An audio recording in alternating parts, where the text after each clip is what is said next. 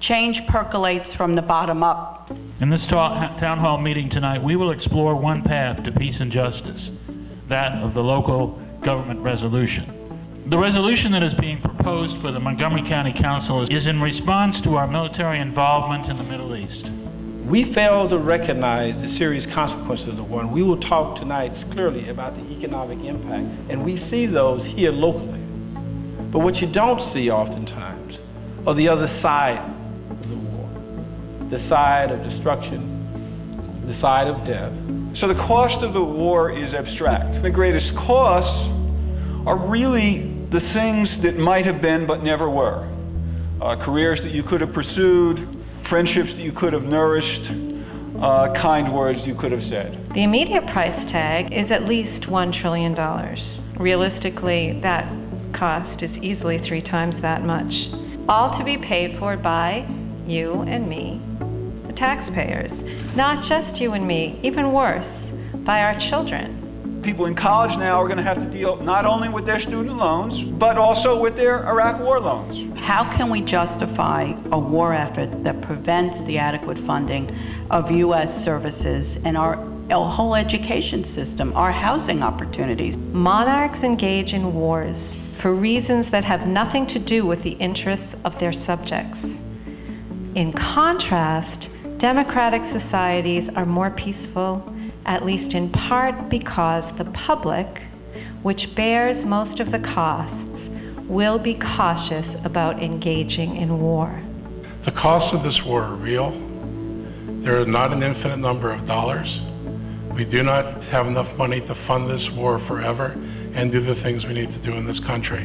What I want to know is, what are we going to do about it? The only possible response is a planned and gradual withdrawal out of the Iraq of our U.S. forces. We, the people, have a constitutional right to be part of the government by which we are governed.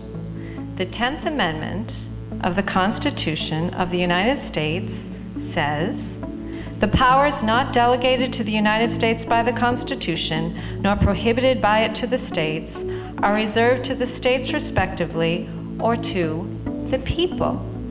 We, the people.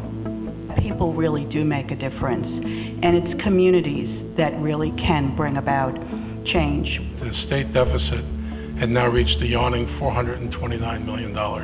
So the citizens of Montgomery County have already lost a lot, and will lose a lot more if this war doesn't get over quickly. So now is the time for all of us to speak out in opposition of this war, because it has a direct correlation to the woes that we're facing in county government with our budget. The reality is that we will take a certain amount of heat from constituents across the county who are not pleased with our approach to the sponsoring of this anti-war resolution. I think that the challenge for council members, and it comes up on bills like this, is that people see this as outside the purview of the county council. We want our county councils, our local governments, to be responsible and to reflect our views, and to not say, this isn't in our purview. It is in the purview of local governments to speak out on issues of national and international policy. It is not only our constitutional right, but I believe a constitutional responsibility. We must speak with all the humility that is appropriate to our limited vision, but we must speak. We still have a choice today: nonviolent coexistence or violent co-annihilation. We must move past indecision to action.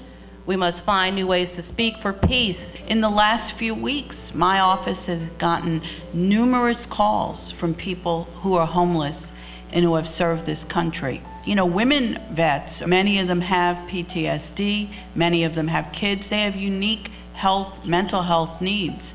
And the reality is we're not prepared for that as a community, and it's not because we don't have the political will to respond to the challenges, to the needs. It's because we don't have the money, the funding, and that's directly related to the fact that money has been devoted simply to a war effort and not to the needs of the everyday citizens like you and even like me. I recently established in Montgomery County a Veterans Commission locally, first time, for us to look at the challenges and difficulties that our veterans face each and every day. So that we need to make certain that we distinguish the honorable service of our veterans and the contributions and the sacrifices that they've made from the decisions and the leadership that led us to the position that we're in today. That's going to cost money. These are costs that are going to stretch out over the next 50 years. So there is a conversation to be had on the local level. It's overdue. This is being brave, this is being innovative, this is listening to your constituents, this is acknowledging that a local government, a county council, a state legislature is, for most of us, not only the most direct form of civic participation that we have the opportunity to partake in, but the only place that actually we can directly communicate our thoughts, our feelings, have this kind of forum. We're trying to reverse that sense of government at the top. Government really has to be government from the bottom. That's one of our privileges in this country.